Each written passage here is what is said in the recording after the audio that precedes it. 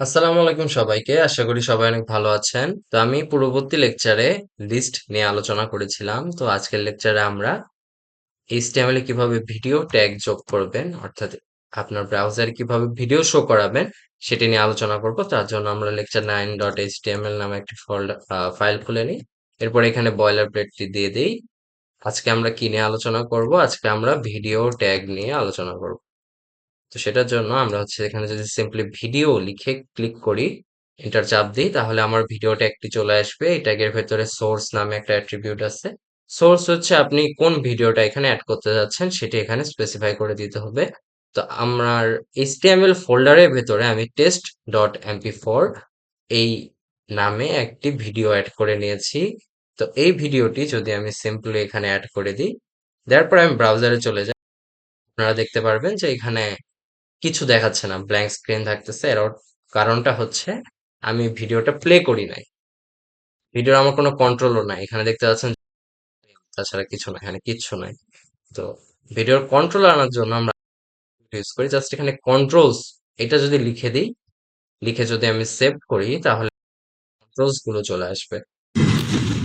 আমি ভিডিওটি এখন প্লে করতে পারবো, সাউন্ড বাড়াইতে কমাইতে পারবো, মিউট করতে পারবো, বড় করতে পারবো। তারপর হচ্ছে আরো অনেক কন্ট্রোল এখানে আছে। তো এই কন্ট্রোলস অ্যাট্রিবিউটের মাধ্যমে আমরা এই কাজটি করতে পারলাম আর কি।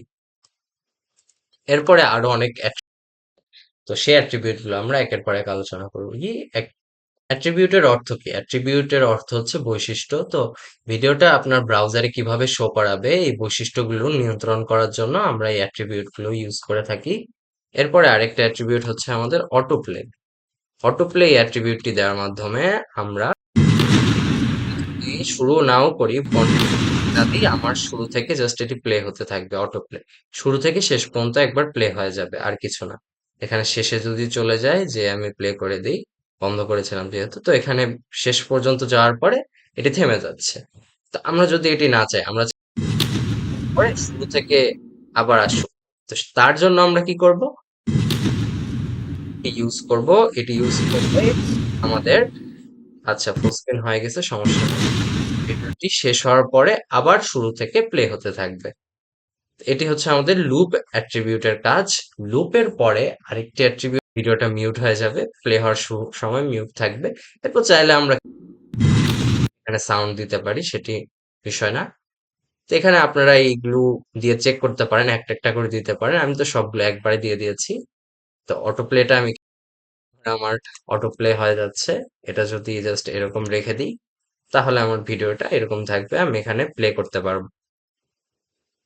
ঠিক আছে, আশা করি এতটুকু বুঝেছেন যে এই অ্যাট্রিবিউট গুলো দ্বারা কিভাবে আমরা ব্রাউজারে ভিডিওটা কিভাবে শো করাচ্ছে এটি নিয়ন্ত্রণ করতে পারি।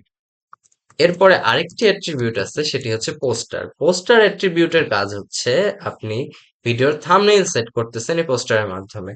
ইউটিউবে দেখেন না যে ভিডিও দেখার আগে একটা ছবি, স্ট্যাটিক ইমেজ আপনাকে দেখানো হয়, যে ইমেজটাতে ইনফরমেশন থাকে অনেক কিছু।